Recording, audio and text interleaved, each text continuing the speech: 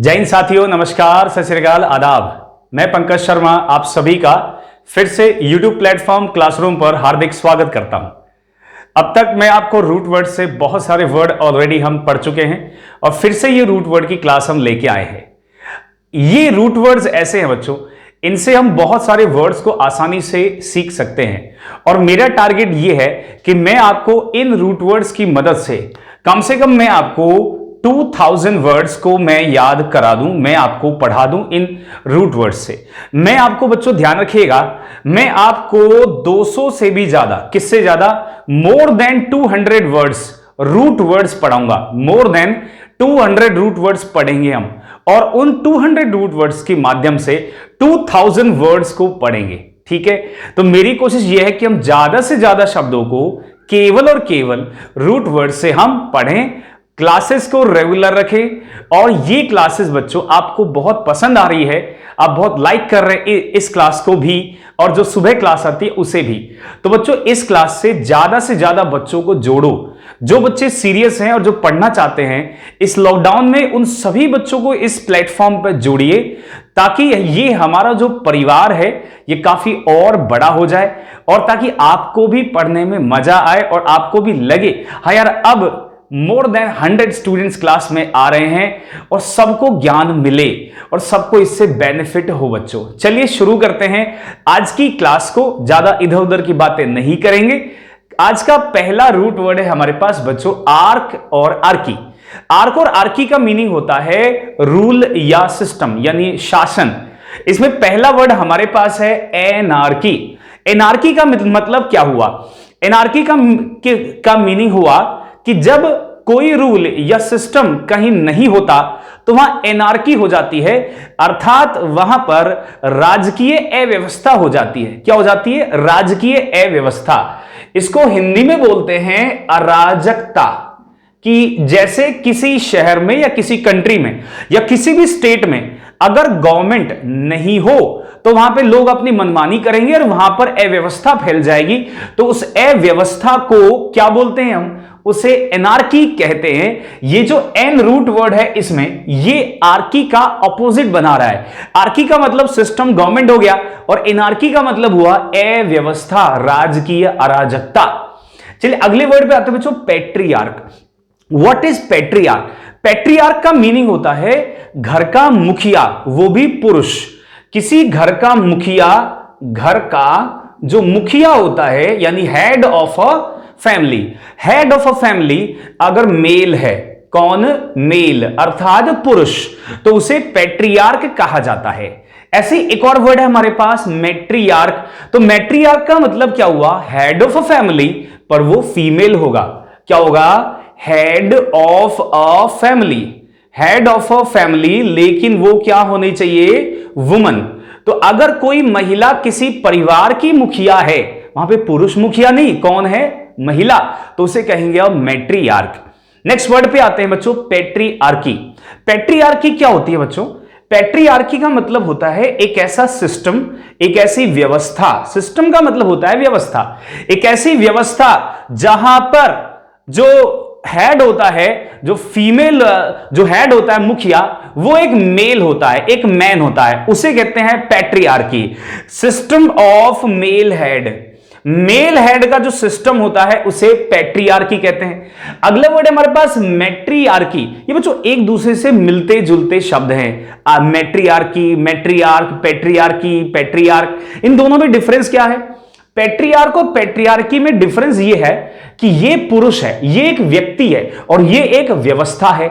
ऐसे मैट्रियार्क और मैट्रियार्की में क्या डिफरेंस होगा? ये एक इंसान है, एक महिला है और ये एक व्यवस्था है, एक ऐसा सिस्टम जिसमें सिस्टम ऑफ फीमेल हेड, जिसमें महिला हेड होती है। ऐसे सिस्टम को हम क्या कहते हैं? मैट्रियार्की कहा जाता है। किसी के परिवार में मैट्रियार्की होती है। जैसे कांग्रेस की बात करते हैं, कांग्रेस जो हमारी पार्टी इंडिया में, वहां पे मैट्रियार्की है यानी वहां पे फीमेल हेड है, सोनिया गांधी।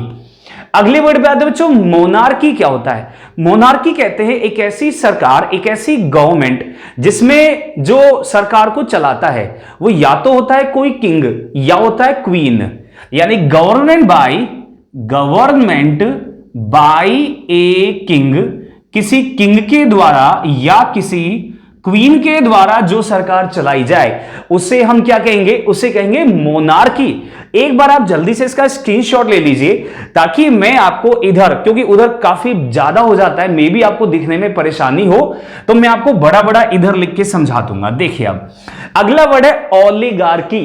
ओलिगार्की बच्चों मेरा टारगेट ये रहता है कि मैं आपको एवरी डे 40 to 50 वर्ड्स इस क्लास में हम याद कर लें।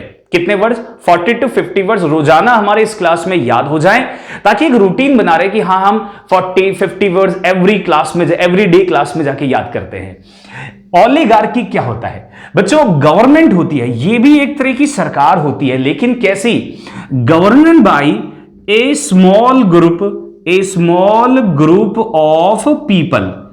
जब कुछ थोड़े से लोग मिलकर जब भी किसी सरकार को चलाते हैं तो उसे ओलिगार्की कहते हैं। तो a government by small group of people, एक लोगों के छोटे से ग्रुप के द्वारा जो सरकार चलाई गई उसे कहते हैं हम ओलिगार्की। चलिए नेक्स्ट वर्ड पे आते हैं अब, थियार्की। आपको पता होगा मैंने आपको एक रूट वर्ड पढ़ाया था थियो। बात समझ में आ रही है आपको? बच्चे लिखते रहो, अपनी नोटबुक को निकाल लो और जो भी मैं पढ़ा रहा हूं उसे आराम से लिखते रहो। रूट वर्ड्स से मैं आपको और भी बहुत सारे वर्ड सिखाऊंगा, मोर देन 200 रूट वर्ड्स। लेकिन एक बात है बच्चों, बस मैं आपसे इतना से कहता हूं कि इस क्लास से इतने बच्चे जोड़ दो जो मैंने आपको बताया हुआ है। 100 स्टूडेंट्स का टारगेट है हमारा कि जब ये क्लास लाइव चल रही हो ना उस वक्त 100 स्टूडेंट्स आर स्टडिंग देयर। ठीक है, 100 बच्चे पढ़ रहे हो एक साथ, ये हमारा टारगेट है। आप इतना तो कर ही सकते हो मेरे लिए। चलिए अब मैं आपको, थियो एक रूट वर्ड था जिसका मतलब है गॉड, तो थियो में से ओ हटा दिया। बताया था मैंने कि किसी रूट वर्ड में से उसका कोई भी लेटर हटा सकते हैं, चेंज किया जा सकता है। तो थियार्की का मतलब क्या हुआ? थियार्की का मतलब हुआ गवर्नमेंट, सरकार, बाय अ गॉड या फिर गॉड्स, किसी एक भगवान या भगवानों के द्वारा जो सरकार चलाई जाती है उसे कहते हैं थियार्की। याद है मैंने आपको थियोक्रेसी भी पढ़ाया था लास्ट क्लास, जिसमें मैंने आपको पढ़ाया था थियोक्रेसी। ना थियोक्रेसी का मतलब गॉड या गॉड के जो रिप्रेजेंटेटिव्स होते हैं जैसे पुजारी, संत, साधु, महात्मा, इनके द्वारा जो सरकार चलाई जाए उससे हम क्या कहेंगे? उससे थियोक्रेसी कहेंगे। याद है मैंने एक और पढ़ाया था आपको हेगियोक्रेसी। आई होप आपको याद आ गया होगा। हेगियो का मतलब होता है जो संत महात्मा होते हैं उनके द्वारा जो सरकार चलाई जाए। जैसे मैंने आदित्यनाथ का एग्जाम्पल लिया था, यूपी के सीएम, तो हेगियोक्रेसी, थियोक्रेसी और थियार्की ये एक दूसरे के सिनोनिम हो सकते हैं, क्योंकि ये सारी सरकारें एक भगवान के, गॉड के रिप्रेजेंटेटिव्स के द्वारा चलाई जाती है। अगले वर्ड बात है आर्क एनिमी। बच्चों आर्क का मतलब रूल सिस्टम तो होता ही है, इसका एक और मीनिंग है। आर्क का मतलब होता है चीफ। क्या होता है? चीफ यानी मुखिया। तो आर्क एनिमी का मतलब क्या हुआ? जो हमारा मुख्य दुश्मन है, चीफ एनिमी कहलाएगा। क्या कहलाएगा? Chief enemy. एग्जाम्पल के रूप में आपको देता हूं, चलिए हम ले लेते हैं पाकिस्तान का एग्जाम्पल। पाकिस्तान हमारा क्या है? एक चीफ एनिमी है, आर्क एनिमी है, उससे आपको याद रहेगा। आर्क बिशप क्या होता है? बच्चों आप जानते हो चर्च क्या होती है? जैसे हिंदुओं के लिए टेंपल एक बहुत ही पवित्र स्थान है, मुस्लिम्स के लिए मस्जिद एक बहुत ही पवित्र स्थान है, ऐसे ही जो क्रिश्चियंस होते हैं उनके लिए चर्च एक बहुत ही होली प्लेस है, पवित्र स्थान है। तो वहां पर पादरी होते हैं। क्या होते हैं? पादरी। तो जो मुख्य पादरी होता है, जो चीफ पादरी होता है, उससे हम क्या बोलते हैं? Arc bishop. बच्चों बिशप का मतलब है पादरी। क्या है? बिशप का मीनिंग हुआ पादरी, तो आर्क बिशप का मीनिंग क्या हुआ? मुख्य पादरी, जो मुख्य है, क्योंकि आर्क का मतलब होता है चीफ। तो जो चीफ यानी जो मुख्य पादरी होता है उसे कहते हैं हम क्या? Arc bishop. तो ये जो आर्क और आर्की के रूट वर्ड है बच्चों, ये वन वर्ड में पूछे जाते हैं, ध्यान रखिएगा। 2 क्वेश्चंस वन वर्ड के आएंगे आपके एग्जाम में, और एक क्वेश्चन 2 मार्क्स का रहेगा, यानी 4 marks are very very important बच्चों। आपको अगर कोई बच्चा जानता हो कि एक एक मार्क्स की कितनी कीमत होती है, अगर आप एक मार्क्स किसी से पीछे हैं या आगे हैं, तो आपको पता है कि उसमें कितना डिफरेंस आ जाता है। लगभग 15 to 20,000 स्टूडेंट्स का डिफरेंस आ जाता है, और इतनी तो पोस्ट भी नहीं होती हैं। तो ध्यान रखिए, even one mark is very very important. एक चीज और बता दूं, इसी से याद आ गया, हमारे जो एग्जाम में जो हम अंक आते हैं उनको नंबर नहीं कहते कभी भी। कभी मत बोलना कि मेरे 140 नंबर हैं, 160 नंबर हैं, 200 में से 170 नंबर हैं। क्या बोलते हैं उसको? उसको कहते हैं मार्क्स। क्या कहते हैं बच्चों? मार्क्स। एक बार आया था ये एसएससी में, ये पूछा जा चुका है इसके ऊपर क्वेश्चन। तो कभी नंबर नहीं बोलना, क्या बोलना है हमको? मार्क्स बोलना है कि मेरे 170 मार्क्स थे, 180 मार्क्स थे, 200 मार्क्स थे, 190 मार्क्स थे। चलिए, ये रूट वर्ड हमारा हो गया कंप्लीट। अब हम नेक्स्ट रूट वर्ड की ओर बढ़ते हैं। हमारा अगला रूट वर्ड है, देखिए रूट वर्ड बच्चों सीड, CEDE, CEED और CESS।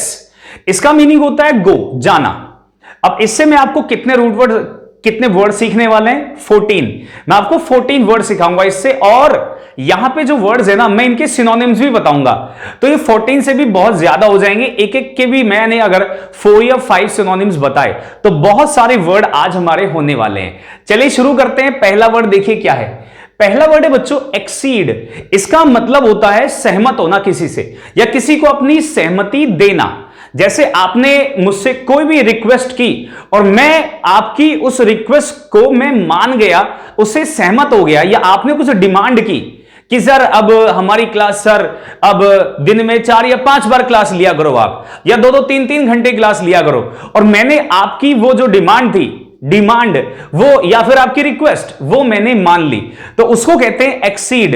इसके सिनोनिम मैंने लिखे हैं। एक तो है असेंट। असेंट का मतलब एग्रीमेंट या सहमति। एक दूसरा वर्ड है कंसेंट, और एक तीसरा वर्ड है एकिस। ACQUIESCE। अब इनको आप याद भी कर सकते हो किसी तरीके से। देखो मैं आपको इसको निमोनिक तरीके से इसको याद करवाता हूं। इसको जो एक किस वर्ड है, जैसे किसी ने आपसे कोई किस मांगी कि मुझे एक किस चाहिए, तो आप वो किस देने के लिए क्या हो गए? सहमत हो गए, एग्री हो गए। तो किस का मतलब होता है सहमत होना या एग्री होना। अगला वर्ड है हमारे पास एंसेस्ट्री। बच्चों एंसेस्ट्री का मीनिंग क्या होता है? इसका मतलब होता है वंश। क्या होता है? वंश। जैसे किसी का जो वंश होता है कि भाई जैसे बाबर, हुमायूं, अकबर, जो उनका वंश चला आ रहा है उसको कहते हैं एंसेस्ट्री। और जो वंशज होते हैं उनको कहते हैं एंसेस्टर्स। तो एंसेस्टर्स का मतलब होता है पूर्वज भी कहते हैं कि जो उनके पूर्वज हैं। वैसे आप इनको डिसेंट भी कह सकते हो। क्या कह सकते हैं? डिसेंट्स। डिसेंट्स का मतलब भी वंशज होता है। क्या होता है? वंशज। तो लिख लेना, ये भी इसका सिनोनिम है। और जो एंसेस्टर्स है बच्चों, ये भी लिख लेना। पढ़ते रहो, लिखते रहो, और क्लास में जितने भी बच्चे हैं बच्चों, ज्यादा से ज्यादा इस क्लास से बच्चों को जोड़ो, ताकि इस क्लास का पूरा बेनिफिट प्रत्येक बच्चा इस हिंदुस्तान का, इस इंडिया को उठा सके। न केवल इस शहर के बच्चों, मैं चाहता हूं प्रत्येक पूरे वर्ल्ड, पूरे इंडिया से बच्चा इस क्लास में जुड़े, इस चैनल से जुड़े और बेनिफिट उठाए। चलो, एंसेस्टर्स और डिसेंट्स का मतलब होता है वंशज। इसके सिनोनिम लिखे एंसेस्ट्री के लाइनेज। लाइनेज का मतलब भी क्या होता है? वंश। और जीनियोलॉजी, याद है मैंने आपको एक लॉजी वाले वर्ड्स पढ़ाए थे, और वहां पे मैंने आपको जीनियोलॉजी पढ़ाया था, और यह बताया था कि जीनियोलॉजी क्या होता है? किसी के वंश का स्टडी करना उनके पूर्वजों का। और अगला वर्ड बच्चों पेडिग्री। अब पेडिग्री से कुछ याद आ रहा है आपको? पेडिग्री से कुछ याद तो आ रहा होगा बच्चों। पेडिग्री एक कंपनी का नाम है। एक कंपनी है जो डॉग यानी डॉग्स के लिए फूड बनाती है, तो वो पेडिग्री लिखा होता है उनके पैकेट्स पे। अब पेडिग्री का मतलब समझो क्या होता है बच्चों? पेडिग्री का मतलब क्या होता है? वंश होता है। क्या होता है? वंश, वंशावली होता है। तो उसे पेडिग्री कह सकते हैं, जीनियोलॉजी कह सकते हैं, लाइनेज कह सकते हैं, एंसेस्ट्री कह सकते हैं। इनके सिनोनिम एंसेस्टर्स हो सकते हैं, डिसेंट्स हो सकते हैं, या फिर एक और वर्ड लिखवा रहा हूं, फोर फादर्स भी हो सकते हैं। क्या हो सकते हैं? Four fathers. फोर फादर्स भी इसका सिनोनिम है। चलिए सारे सिनोनिम्स एक बार आप लिख लो आराम से, फिर मैं अगला वर्ड आपको एक्सप्लेन करता हूं। अगला वर्ड हमारे पास बच्चों कंसीड। अब ये कंसीड का मीनिंग क्या है ये भी मैं आपको समझाता हूं। सबसे पहले मैं ये मिटा देता हूं जो भी मैंने यहां पे लिखा है। Now what is the meaning of कंसीड? बच्चों कंसीड का मतलब होता है एडमिट करना, एडमिट करना। एडमिट करने का मतलब है यहां पे स्वीकार करना। क्या करना? स्वीकार। आपने कोई गलती की और आपने वो गलती क्या कर ली? अपनी स्वीकार कर ली कि yes I have done this mistake, मुझसे ये गलती हो गई है, तो आपने उसको एडमिट किया है। तो एडमिट का मतलब, कंसीड का मतलब एडमिट, स्वीकार करना, या फिर आप कह सकते हैं एक्नॉलेज। क्या कह सकते हैं? एक्नॉलेज।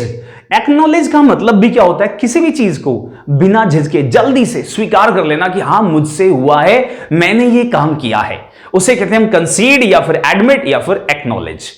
चलिए अगले वर्ड बात है इंटरसीड।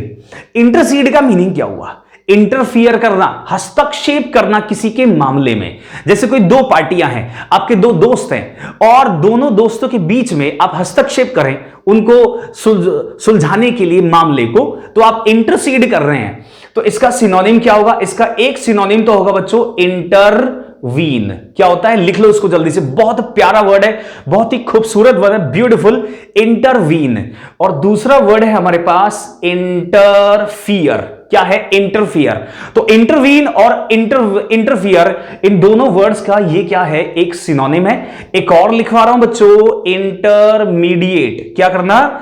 इंटरमीडिएट भी इसका सिनोनिम होगा। तो इन चारों वर्ड में देखिए क्या है? इंटर लगा हुआ है, इसमें भी इंटर, यहां भी इंटर, इसमें भी, इसमें भी। तो इंटर वाली वर्ड मतलब इंटरसीड, इंटरफियर, इंटरमीन और इंटरमीडिएट, ये सब के सब का मीनिंग क्या होगा? मध्यस्थता करना, बीच में हस्तक्षेप करना, ये इसका मीनिंग होता है। चलिए अब मैं आपको अगला वर्ड सिखाता हूं। हमारे पास अगला वर्ड है प्रिसीड। ना प्रिसीड का मतलब क्या होता है बच्चों?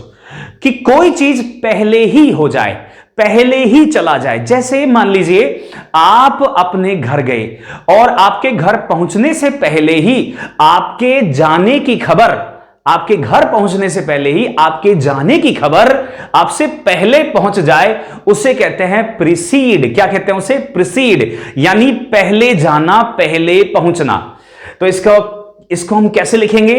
गो का मतलब जाना, अहेड ऑफ समथिंग, किसी चीज से पहले किसी दूसरी चीज का पहुंच जाना। देखो इसको कैसे याद रखोगे? प्री से। प्री का मतलब होता है पहले, तो प्री का मतलब जो पहले ही चला जाए उसे हम क्या बोलते हैं? प्रिसीड कहते हैं। अगला वर्ड है बच्चों प्रोसीड। बच्चों प्रोसीड का मतलब होता है आगे बढ़ना। क्या होता है? आगे बढ़ना, अर्थात गो अहेड। क्या होता है? गो अहेड, आगे जाना। जैसे आपने अगर फिल्में देखी हैं, सीरियल्स देखे हैं, तो वहां पर क्या होता है? कोर्ट का जो माहौल होता है, कोर्ट सीरियल्स में कोर्ट आता है, तो वहां पे जज बोलता है यू मे प्रोसीड, तुम आगे बढ़ सकते हो, यानी आगे की क्रिया कर सकते हो, तो उसे कहते हैं हम प्रोसीड। लिख लो फटाफट, जल्दी से लिखते रहो, और कोई भी डाउट हो बच्चों कमेंट बॉक्स में डाल दीजिएगा। मेरी पूरी कोशिश होगी कि मैं आपके सारे डाउट्स क्लियर करूं। और ये जो क्लासेस चल रही है ना बच्चों, मैं और रत्ने सब बहुत मेहनत कर रहे हैं, और अब तो रीजनिंग वाले सर की भी क्लास आने वाली है बच्चों। यस, बहुत सारे बच्चे वेट कर रहे थे कि सर रीजनिंग क्लास भी शुरू कर दीजिए, तो रीजनिंग की क्लास भी शुरू होने वाली है। कल से रीजनिंग की क्लास भी आ जाएगी। पहले मैथ्स, फिर उसके बाद इंग्लिश, और फिर उसके बाद में रीजनिंग। तो तीनों सब्जेक्ट एक साथ चलेंगे, एक तरह से एक बैच चल जाएगा, बहुत बढ़िया। तो चलिए अब अगला वर्ड पढ़ते हैं, रिसीड। रिसीड का मतलब क्या होता है? रिसीड का मतलब होता है पीछे हटना। क्या होता है? पीछे हटना। जैसे कई बार आपने देखा है कि कुछ लोग होते हैं को आप किसी से बोलो कि यार मुझे ये काम है, तो या किसी ने मुझसे ये लड़ाई कर ली, झगड़ा कर लिया, पंगा ले लिया, तो बताओ कौन है, तो आगे आगे जाते हैं। लेकिन जैसे वो देखते हैं तो मुझसे ज्यादा ताकतवर है, तो पीछे हट जाते हैं वो। तो पीछे हटने को क्या बोलते हैं? रिसीड। क्या बोलते हैं? रिसीड। तो पीछे हटना क्या होता है? पीछे हटना क्या कहलाता है? रिसीड। इसका सिनोनिम लिखवाता हूं, रिट्रीट। क्या कहलाता है? रिट्रीट। वैसे इसका मतलब घटना भी हो सकता है। क्या होता है? कम होना, किसी भी चीज का कम होना, घटना भी हो सकता है इसका मीनिंग। तो इसका मीनिंग घटना भी हो सकता है। और सिनोनिम क्या होगा इंग्लिश में? रिड्यूस। रिड्यूस, डिक्रीज क्या होता है? कम होना, किसी चीज का पीछे हटना रिसीड कहलाता है। नेक्स्ट वर्ड पे आते हैं बच्चों, secede. Now what is secede? Secede का मतलब होता है बच्चों सेपरेट हो जाना, किसी से अलग हो जाना, किसी संस्था से या किसी ग्रुप से अलग होकर अपना एक ग्रुप बना लेना, यानी उनसे सेपरेट हो जाना क्या कहलाता है? सिसीड, यानी सेपरेट होना। क्या होता है? सेपरेट होना, या इसको कह सकते हैं विड्रॉ। क्या कह सकते हैं? विदड्रॉ। विड्रॉ का मतलब होता है DRAW। विड्रॉ का मतलब होता है पीछे हटना। आप आगे बढ़े लेकिन पीछे हट गए आप, मतलब भी उनसे अलग हो गए, उस ग्रुप में जुड़ना नहीं चाहते आप, उससे अलग हो चुके हो, तो उसे कहते हैं सिसीड। चलिए अब अगले वर्ड को पढ़ते हैं। अगला वर्ड है बच्चों सक्सीड। आप सोच रहे होंगे कि सर ये वर्ड तो बहुत इजी है, हमें क्यों पढ़ा रहे हो? इसका दूसरा मीनिंग शायद आपको नहीं मालूम। एक मीनिंग होता है इसका सफल होना। क्या होता है? सफल होना। लेकिन इसका एक और मीनिंग है जो मैं आपको समझाता हूं। सक्सीड का दूसरा मीनिंग होता है वारिस होना, किसी का, किसी गद्दी का या किसी पद का वारिस होना सक्सीड कहलाता है। जैसे मैं आपको एग्जांपल दूं कि जो हुमायूं था वो उसने बाबर को सक्सीड किया, यानी वो बाबर का वारिस बना। जो अकबर था वो हुमायूं को सक्सीड किया, उसने वो हुमायूं का वारिस बना। तो किसी गद्दी का वारिस होना क्या कहलाता है? सक्सीड, वारिस होना। वैसे वारिस को इंग्लिश में और क्या बोलते हैं बच्चों? बताओ, किसी को मालूम है तो कमेंट बॉक्स में डालो। वारिस का मीनिंग क्या होता है? मैं आपको बताता हूं बच्चों। वारिस को एयर भी बोलते हैं। क्या बोलते हैं? HEIR। इसको हेयर नहीं बोलना, इसको क्या बोलना है? एयर। क्या बोल रहे हैं इसको? एयर। जैसे AIR होता है, जैसे आप इसको बोलते हो ना AIR, एयर, ऐसे इसको बोलना है HEIR, हेयर नहीं, एयर। इसका मतलब होता है किसी का वारिस होना। ठीक है, चलिए अगले वर्ड बात है एक्सेस। बच्चों एक्सेस का मतलब होता है पहुंच। क्या होती है? पहुंच, कि आपकी पहुंच कहां तक है, अर्थात आपकी रीच, आपकी अप्रोच।